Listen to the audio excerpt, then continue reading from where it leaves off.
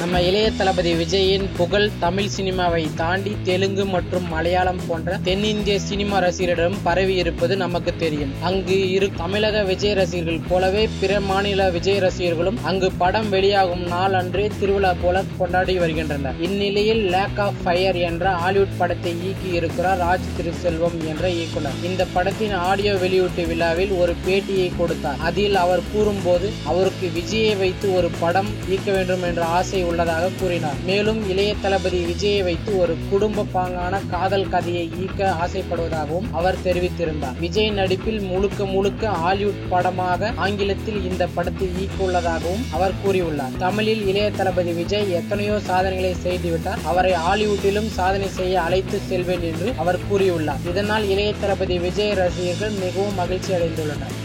இந்த தகவல்கள் உங்களுக்கு பிடித்திருந்தால் லைக் மற்றும் கமெண்ட் செய்யவும். மேலும் இளைய தளபதி விஜய் பற்றிய பல சுவாரஸ்யமான தகவல்களை அறிந்து கொள்ள கீழே உள்ள சப்ஸ்கிரைப் பட்டனை அழுத்தவும். கூடவே